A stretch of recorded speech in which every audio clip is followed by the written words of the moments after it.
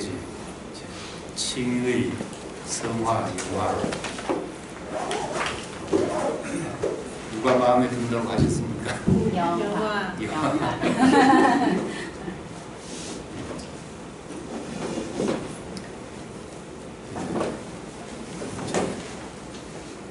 우리 교회도 그냥 이제 하늘에서 뚝 떨어진 것이라고 생각하고 싶은데 사실은 이제 하늘에서 뚝 떨어진 게 뭐 있겠습니까? 다 어딘가에서 이제 흘러온 거죠. 그 흘러온 길을 이제 찾기 힘들 때 하늘에서 뚝 떨어지는 것 같다 생각하지만 다 어느 정도는 다 흘러온 것이거든요. 어떻게 흘러왔는지를 알 필요가 있습니다.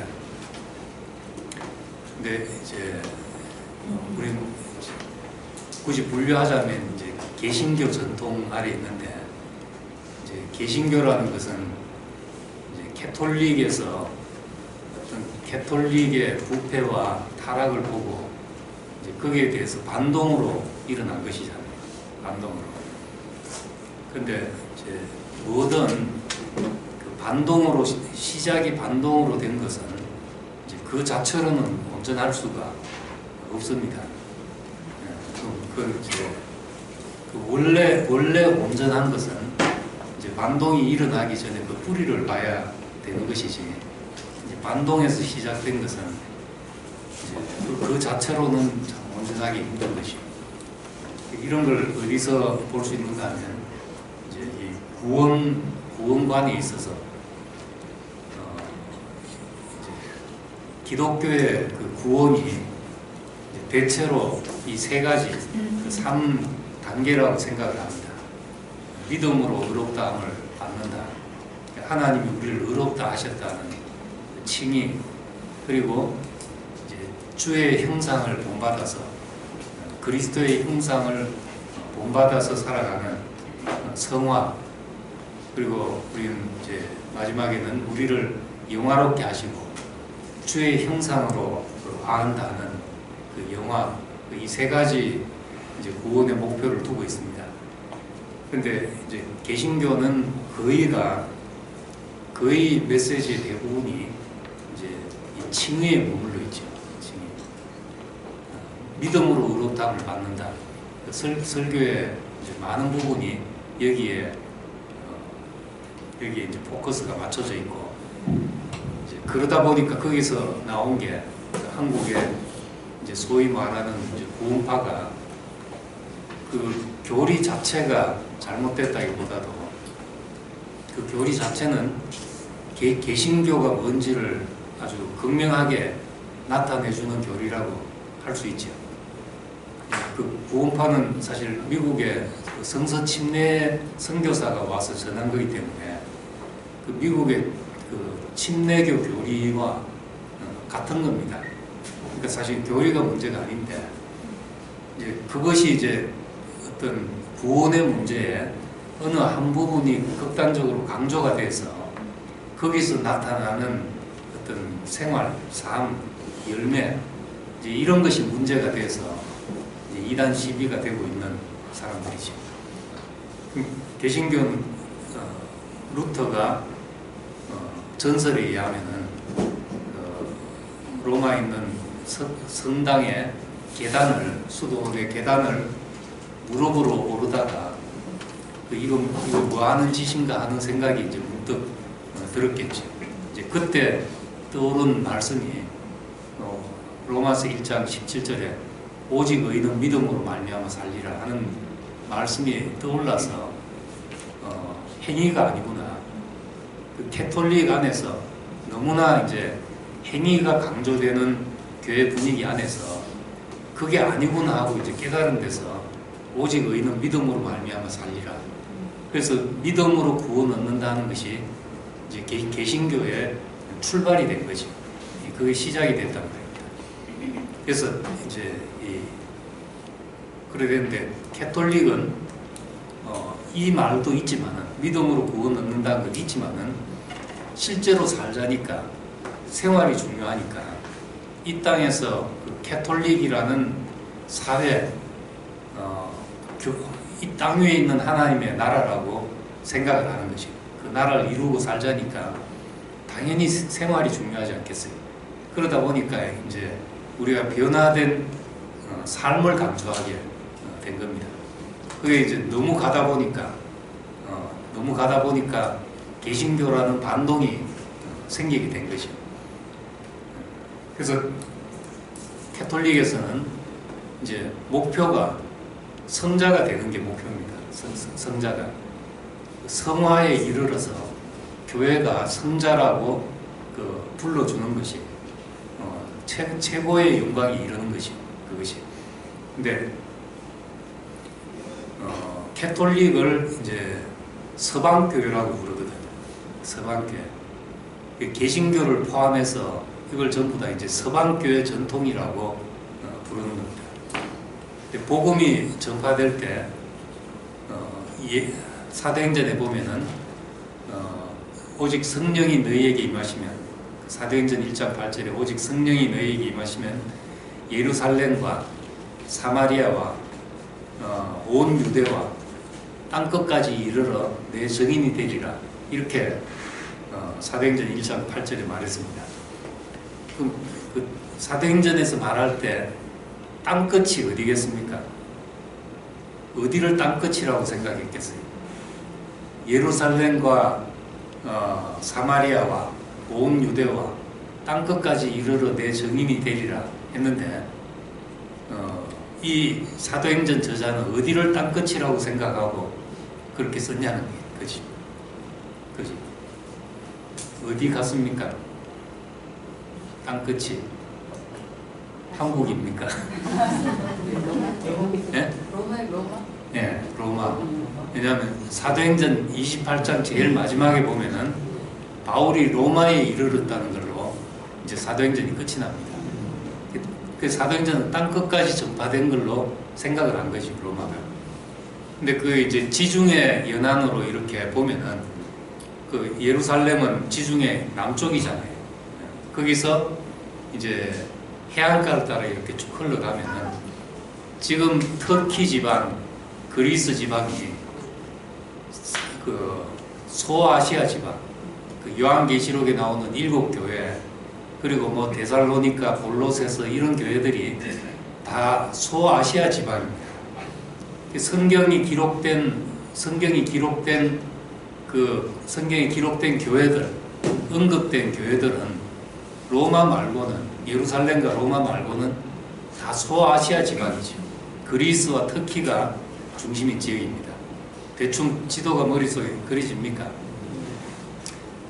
저기 세계 지도가 없는데. 그러니까 그 그리스, 터키 이쪽이 소아시아 지방인데, 지금 우리가 생각하는 아시아가 아니고 로마가 통치하는 그 지역의 그 아시아 이 지역이죠. 로마 통치 지역으로 아시아라고 불리는 그 지역인 겁니다. 근데 이제 여기가 이제 나중에 동방이고 로마가 서방이죠.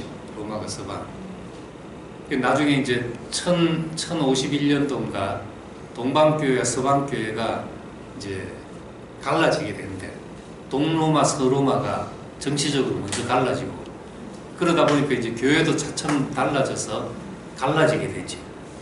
근데 이제 순서로 보면 예루살렘에서부터 시작해서 소아시아가 그 초대 교회의 중심지였던 걸 알 수가 있습니다. 그러고 이제 로마로 갔는데, 그 JTBC 그 앵커맨 브리핑에 보니까 기독교가 그리스로 가서 철학이 되었고, 로마로 가서 제도가 되었고, 그 다음에 유럽으로 가서 문화가 되었고, 미국으로 가서 기업이 되었다.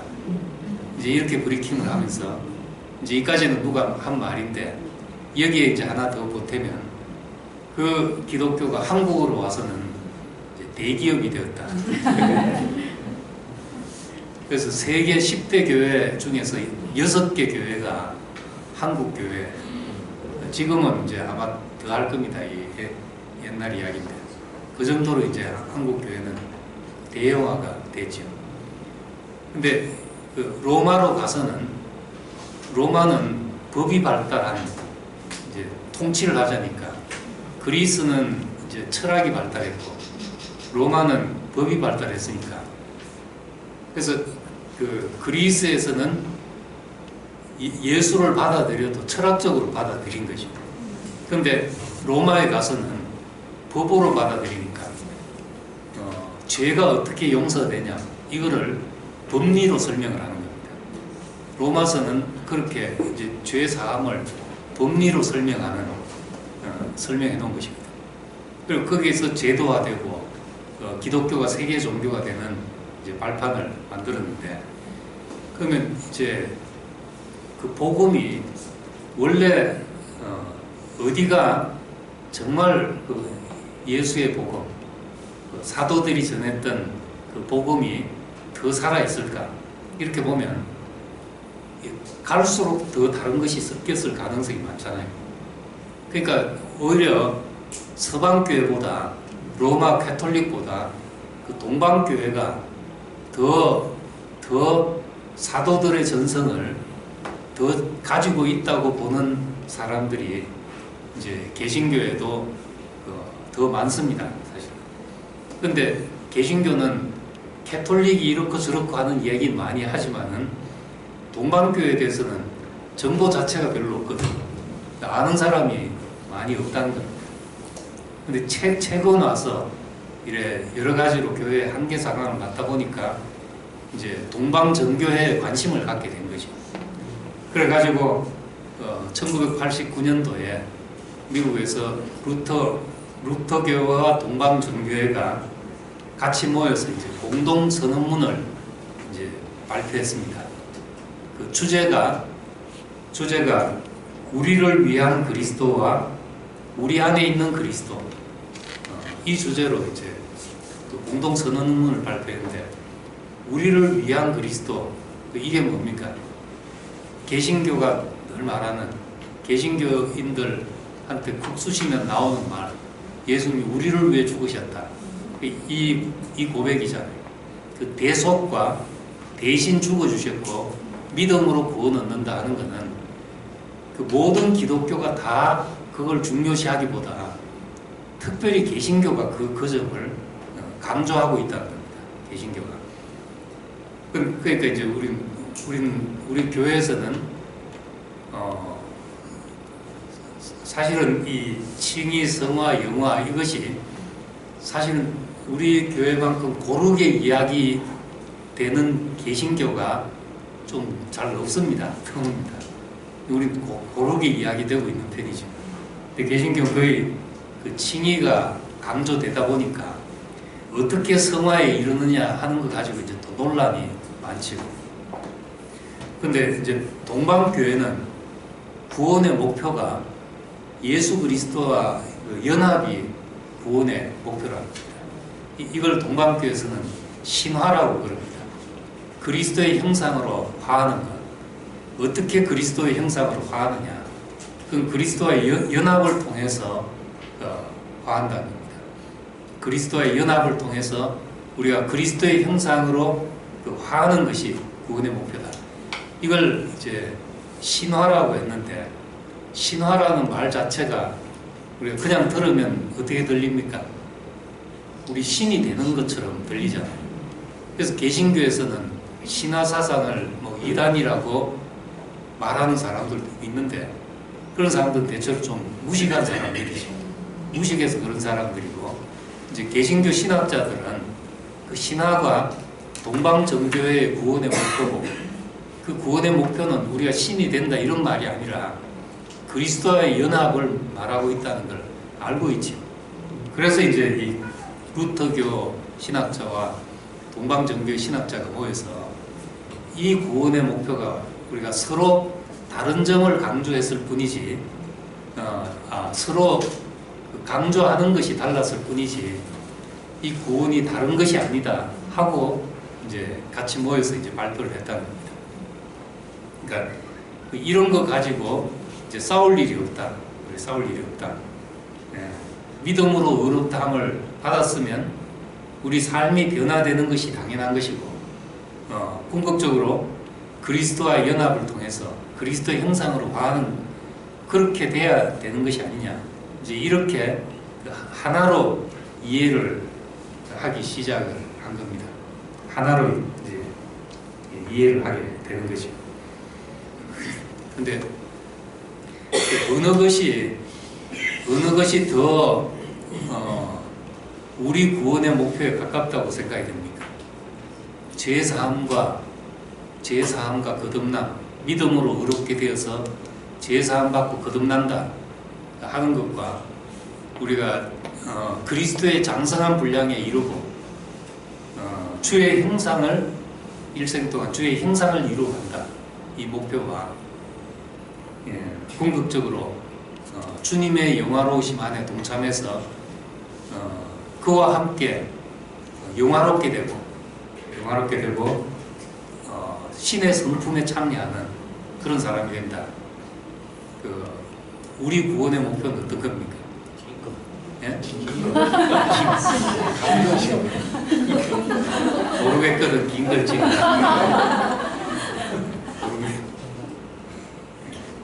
근데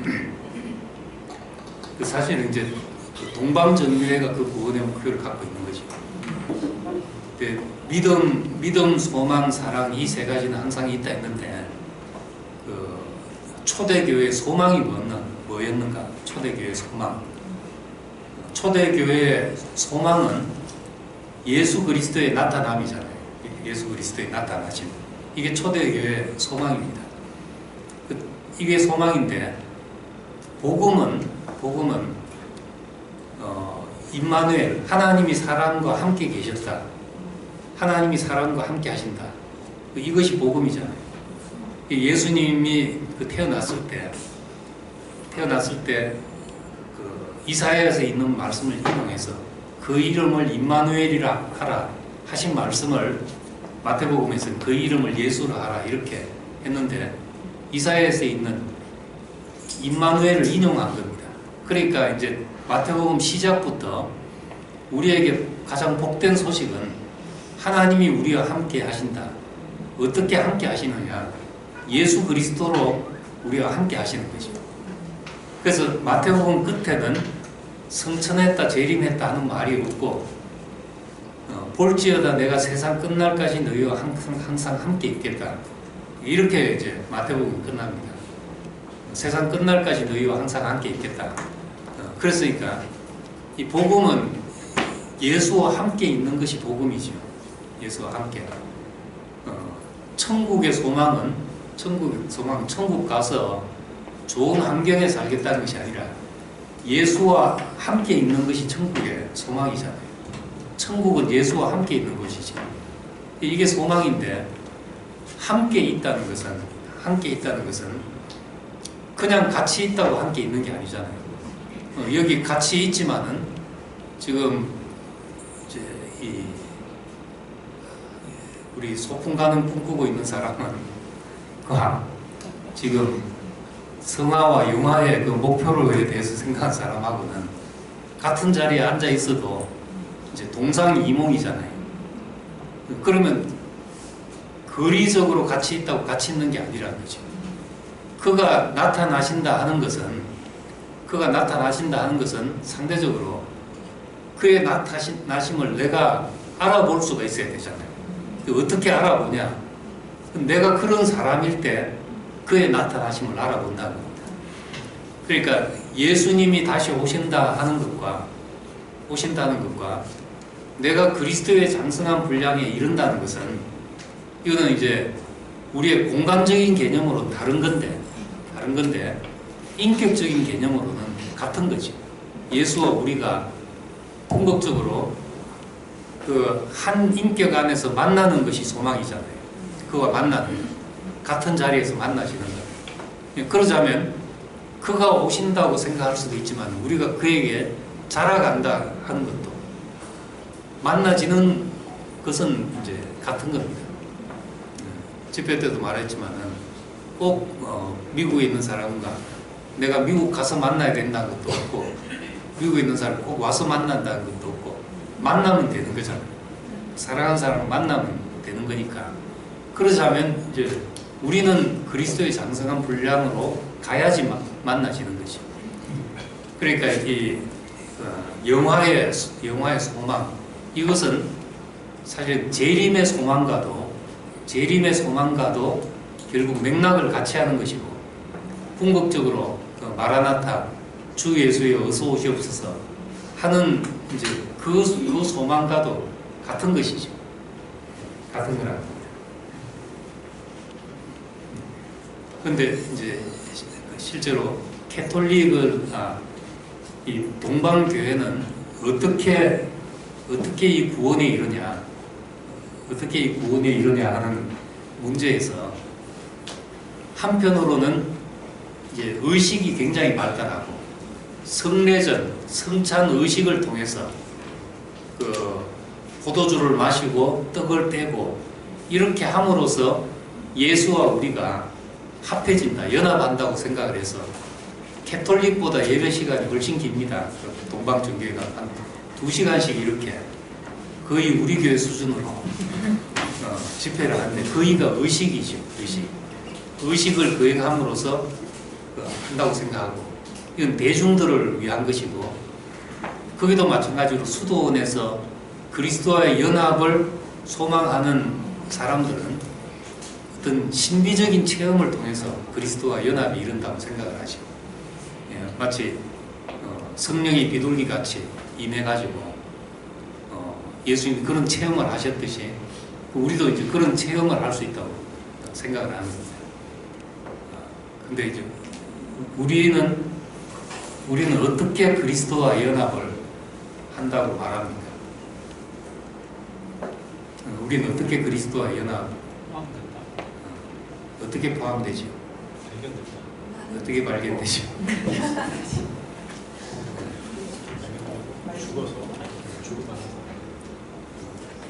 그 십자가에 죽은 예수가 그것이 나로 보이니까 그가 죽은 것이 내가 죽었구나. 그래서 예수와 함께 죽었다는 고백을 하는 것이거든요. 근데 여기서 나를 위해 죽었다는 고백이 그 뒤로 나온 것이죠. 우리 죄를 위해 죽었다, 이것이 최초의 복음이 아니고 예수의 죽음을 보고 내가 죽었구나, 저분이 죽을 때 내가 죽은 것이구나, 이렇게 보인 사람의 고백으로 나온 거라는 겁니다. 그럼 이제 의롭다함을 받는다는 것도 바울이 한 말이고, 그리스도의 장성한 분량에 이른다는 것도 또 주의 형상으로 가한다는 것도 다 그 바울이 한 말입니다. 그럼 바울의 경험 안에는 이것이 다 있잖아요. 우리는 이제 바울을 모르고 이 말만 붙들고 있으면은 마치 이제 우리가 어디 가본 얘기를 누구한테, 안 가본 사람한테 들려주고 싶잖아요. 안 가본 사람한테 어디 가본 이야기를 하게 되는데, 그럼 이제 안 가보고 그 이야기를 들은 사람은 안 듣는 것보다 도움이 되죠. 안 듣는 것보다. 근데 그 듣고 자기대로 상상을 한단 말입니다. 아, 이럴 것이다. 근데 이제 실제로 가보게 되면은 많이 다르게 되잖아요. 이게 들은 얘기하고 가본 이야기하고 많이 다르게 되는데, 이게 이제 우리 성경을 이해하는 데도 똑같이 나오는 겁니다. 의롭다함을 받고, 그런 다음에 믿음으로 의롭다함을 받고, 그런 다음에 우리가 변화가 일어나고 궁극적으로 예수 그리스도가 영화롭게 된다 하는 것은 그런 경험이 있는 사람들이 이제 설명해 놓은 것이고, 그걸 가지고 우리가 구원을 경험해 가려고 하면은 마치 이제 망원경을 거꾸로 들고 보는 거와 같은 일이 일어나게 된다는 겁니다. 그러니까 이제 우리는 지금 바울이 설명해 놓은 예수를 가지고 예수를 보는 사람들이 기독교인들하는 그 태반이죠. 그 사실은 이제 지금 믿음으로 의롭다함을 받는다 이런 얘기들은 예수님이 한 말이 아니거든요. 그건 다 이제 제자들이 한 말이고 제자들의 경험을 가지고 예수 경험을 회상하면서 한 말이라는 겁니다. 우리가 이제 그 말을 가지고 이렇게 보면은 그 마치 이제 마음 거꾸로 보면 안 보이잖아요. 바로 보면은 보이는데 거꾸로 보면 안 보이듯이 이제 그런 일이 생긴다는 겁니다. 근데 우리 교회에서 얘기한 것은 믿음으로 의롭다함을 받는다는 것부터 가르치지 않고 뭐부터 이야기합니까? 뭐부터 이야기한다기보다 우리 교회에서 들은 구원이 뭡니까? 예? 예? 위치가 위치가 회복 되니까 더워가지고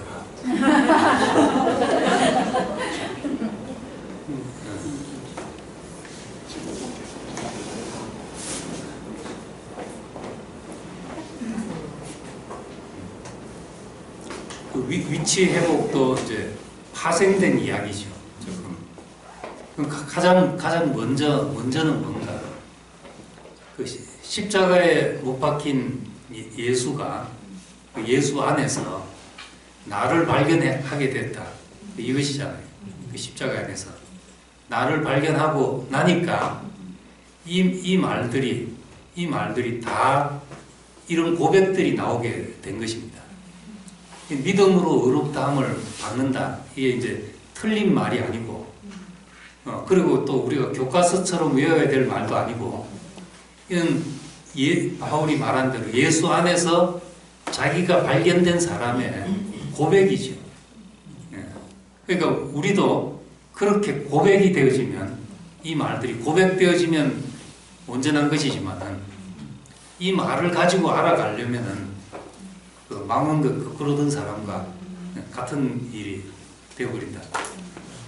그러니까 이제 예수 안에서 내가 발견되고 나니까 이제 내가 누군지를 하나님 앞에서 내가 누군지를 참으로 알게 되어서 여기서 위치가 회복됐다는 고백도 나오고 내 죄가 사함받았다는 의롭게 되었다는 이런 고백도 나오고 그 하나님이 나를 영화롭게 하셨다 이런 고백이 나오는 거죠.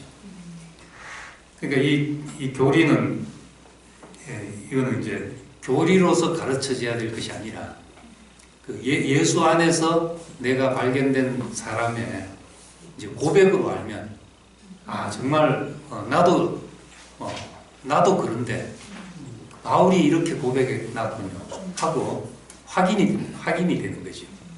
그렇게 확인될 때 내가 이 구원을 내 말로도 설명할 수 있게 되는 겁니다. 근데 이제 많은 기독교인들한테 믿음으로 의롭다함을 받았다. 이제 이 말을 어째서 믿음으로 의롭다함을 받냐고 꼬치꼬치 물으면은 대답할 수 있는 사람들이 별로 없습니다. 목사님도 그래서 이제 처음에 늘 그게 이제 어떤 딜레마에 빠져서 답이 안 되는 어째서 예수가 죽은 것이 내 죄를 사하며 내가 무슨 죄를 짓길래 그분이 그렇게 죽어 있어야 되냐 이런 데 대해서 이제 해답이 없다가 다른 데서 이제 답을 얻고 나서 보니까 그렇구나 하고 이렇게 이제 고백이 되어지는 거죠. 그러니까 이제 이런 것들이 다 고백이고 이것이 이제 왜 성령 파트에 있냐 하면은 생명의 성령 우리는 이제 주로 생명이라는 말만 많이 쓰고 보통 교회들에서는 성령이라는 말만 많이 쓰고 성령의 인도하심을 따라 성령의 이끄심을 따라 성령이 내 안에서 활동하셔서 우리에게 이런 고백들이 나오게 된다. 이렇게 말하는데 우리는 이제 생명이 우리 속에 있어가지고 그 생명이 자라서 그리스도의 형상이 나타나고 이렇게 하잖아요. 이게 다릅니까? 같은 것 같습니까?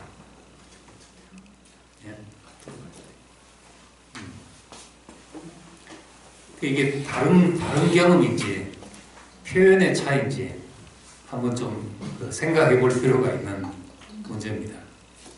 물론 이제 그 얘기들을 너무 성령의 인도하심 따라 성령께서 이렇게 하셔서 이런 말들을 너무 남용하고 오용하고 그래서 이제 보통 사람들한테 감동을 못 주기 때문에 그런 말이 그 합리적인 이해를 추구하는 사람들한테 이제 버려지기 쉬운 말이죠. 그렇지만 우리가 이제 버릴 것이 아니라 우리가 모르겠으면 일단 유보해 놓고 우리가 간 길을 한번 생각해 보면은 하나님의 말씀이 우리 속에 들어와서 우리 생명이 돼가지고 그것이 우리 생명이 돼서 그동안 율법에 의해서 외율로서 내가 이래야 된다 저래야 된다 했는데 이 생명이 자라나니까 생명의 법이 죄와 사망의 법, 이 율법의 법을 이기게 했다는 거지. 그런 것이 필요 없어지게 했고 그것이 내 속에 자라서 열매를 맺어서 열매를 맺어서 생명을 따라서 살았는데 내게서 주의 형상이 나타나고 그리스도와의 연합을 우리가 경험하고 이렇게 됐다. 우리가 그렇게 고백하는 거잖아요. 그렇죠. 맞습니까? 네, 맞습니다. 확실합니다. 맞으면 그럼 이걸 이제 달리 하면은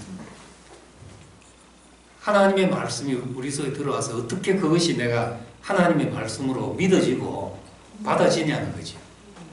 내가 이해를 잘해서 그런 것입니까? 예. 그게 아니라면은 정말 성령께서 그렇게 나로 하여금 깨닫게 하셨다. 이렇게 고백할 수 있는 것이고, 그러면 그 생명의 성령이 나를 그리스도 안으로 이끄셔서 그분을 보게 하시고 그분을 알게 하셔서 우리가 주의 형상이 나타나도록 성령의 열매가 나타나도록 우리 속에서 활동하셨다. 이렇게 말하면 이제 틀린 것입니까? 정확합니다. 정확합니까? 제가 보기에는. 그러니까 이제 우리가 그렇게도 말할 수 있는 것이잖아요. 네. 성경적으로 말하자면. 그렇다면 이제 다른 사람이 그래 말할 때 정말 교과서적으로 앵무새같이 그렇게 말할 수도 있고 또 정말 그렇게 경험해서 그럴 수도 있잖아요. 그러니까 우리도 이제 우리 마음으로 이해를 해야 되는 거죠. 뭐 이제 성령 하면 뭐 그거 아니다 이럴 것이 아니라 이제 어떤 자리에서 말한지 알고 그 말을 가지고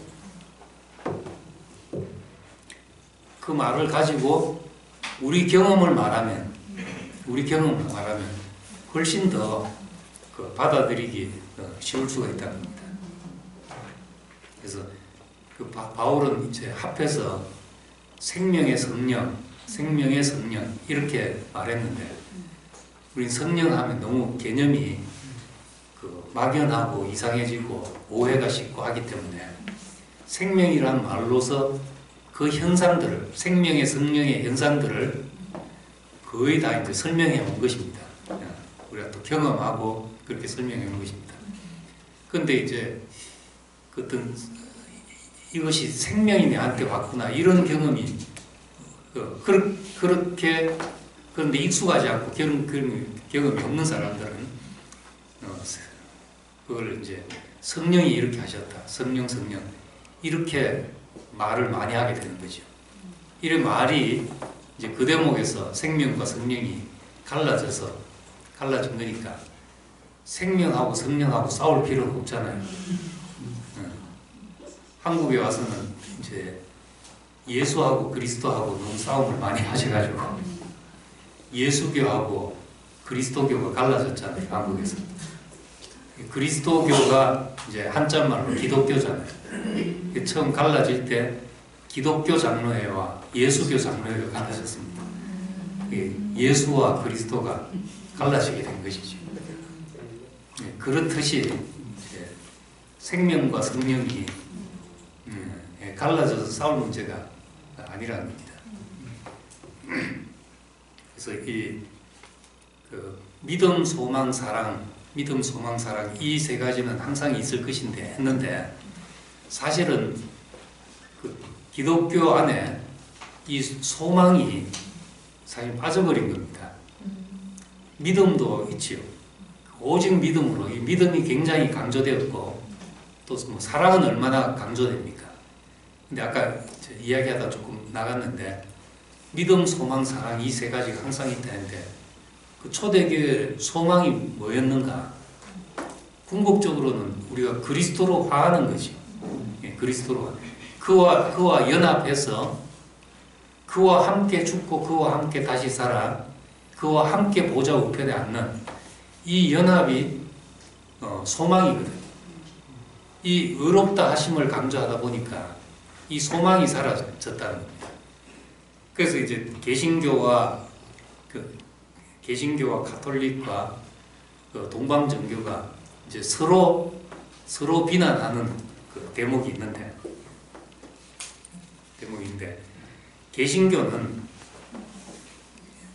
개신교는 이제 그 카톨릭을 향해서 행위를 너무 중요하게 생각하다 보니까 다시 율법주의에 빠졌다.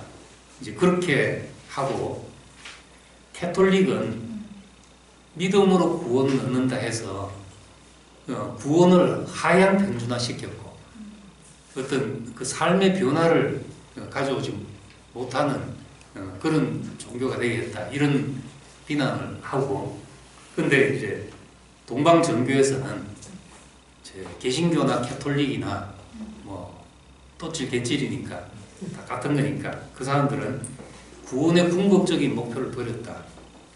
그리스도와의 연합이라는 이제 궁극적인 목표를 그 말은 있지만은 이제 강조 안 되니까 약화시키고 이제 버리게 됐다. 이렇게 말합니다. 근데 이제 우린 이 세 가지가 다 예수 그리스도 안에서 그 내가 발견될 때 우린 그분 안에서 죄와 상관없는 사람으로 그 하나님이 우리를 보셨고 그리고 우린 이미 주와 합해서 한 몸이 되고 한 영이 됐으니까 우리에게서 그의 형상이 나타나는 것이 당연하고 또 우리를 예수 그리스도가 영광스럽게 되실 때 우리도 함께 영광 중에 나타난다. 이 모든 것이 다 이제 포함이 되어 있는 겁니다. 근데 이제 얘기를 할 때 이제 그 제일 안 좋은 방법은 이게 아닙니다. 이게 아니고 이겁니다. 이렇게 이제 대비를 하면은 그렇게 대비하면은 우리가 말한 바를 명료하게 얘기하긴 좋은데 그런 것은 반드시 이제 적을 만들게 되죠. 저한테 처음 학교에서 복음을 이제 이열래 목사님을 소개했던 선생님이 한 1년 동안 계속 내가 이렇게 알았는데 전에는 교회 다닐 때 이래 알았는데 그게 아니고 이열래 목사님 들으니까 그게 아니고 이거더라. 계속 그러는 거예요. 그래서 내가 이제 조금 좀 짜증스러워져 가지고 나중에 선생님은 뭘 잘못하셔가지고 이래 알았다가 그게 아니고 이거라고 하는지 모르겠는데 저는 처음부터 이렇게 알았거든요. 약간 이제 반발심으로 그렇게 말하게 된 거죠. 그렇게 말하면 이제 반드시 이제 이게 아니다는데 문제가 생기는 거죠. 그리고 또 우리가 무엇을 예를 들어서 종교적인 생활 해가지고 뭐 종교인들 이렇게 뭉뚱그려서 단순화시켜서 매도하면은 또 그것도 반드시 당신 말이 틀렸습니다 하고 나올 사람이 생긴다는 거예요. 그 안에는 정말 다양한 종류의 사람들이 있기 때문에 그 갓바에 가서 뭐 절하면서 복을 비는 이런 부류의 사람들도 있겠죠. 근데 이제 다 그런 사람이 아니거든요. 절에 다닌다고 다 그런 사람이냐? 그건 아니거든요. 또 교회 다닌다고 다 새벽기도 가서 복 비는 사람 아니냐? 그런 게 아니니까 이제 그런 나타난 현상을 가지고 또 막 방언하면서 이상한 행동하는 이런 이제 어떤 현상을 가지고 그 모든 것을 다 매도해버리고 이게 아니고 다른 것이다 이렇게 이제 말할 필요가 없고 이제 단지 내게 주신 은혜만을 가지고 내게 주신 복만을 말해도 충분히 다른 사람에게 우리의 은혜가 전달될 수 있으니까 그 당신 그게 아니고 이겁니다. 이런 이야기는 그 사람한테 충분히 생각하게 주면 되는 거지.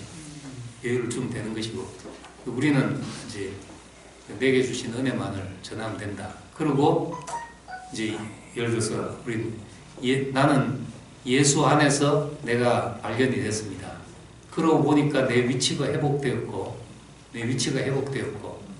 그 예수의 그 죽으심을 본받아서 사는 것이 내 길이 되었고 이렇게 되었습니다 하고 하는데 그럼 믿음으로 구원받았다는 것이 아니란 말입니까?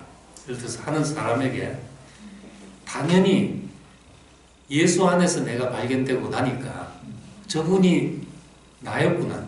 내가 바로 저런 사람, 저 자리에 있어야 될 사람이었구나. 이렇게 발견되고 나니까 그분과 함께 다시 살고 당연히 내가 죄로부터 죄와 상관없는 사람으로 하나님이 나를 보셨구나. 그렇게 여기시는구나. 당연하게 받아들이는 거죠. 그런 어떤 초보적인 문제를 가지고 맞다 아니다 할 필요가 없다는 겁니다. 그래서 이제 법칙들도 이제 자연과학의 법칙들도 늘 어떤 법칙이 새로 나오게 되잖아요. 좋은 법일수록 좋은 이제 법칙일수록 이미 이전에 있던 법칙들을 다 포함하는 법이 되는 거죠. 이제 어떤 그 수학 문제를 푸는 공식들이 있어서 이 문제는 이런 식으로 풀고 저 문제는 저런 식으로 풀고 저 공식으로 풀고 그래서 이제 공식들이 많이 나오게 되죠. 근데 이제 정말 어떤 도가 통하면 한 공식으로 모든 것을 다 포함하는 것이 된다는 겁니다. 그 잘못된 공식은 이 문제는 풀어지는데 이 문제는 안 풀어진다. 이런 것이 생기거든요. 예. 마찬가지로 이제 우리가 제시하는 어떤 구원의 경험과 이것은 할 수만 있다면 그 모든 지나온 경험을 다 그 포함해서 그걸 다시 말해줄 수 있으면 더 복되고 더 많은 사람을 포함할 수 있지 않겠나. 그래서 이제 이 칭의, 성화, 영화 이것을 각각 다른 것이 아니라 예수 안에서 발견된 사람의 생명의 필연으로 이것이 이제 다 있는 것으로 우리가 설명하고 전할 수 있어야 된다 하는 것입니다. 여기까지.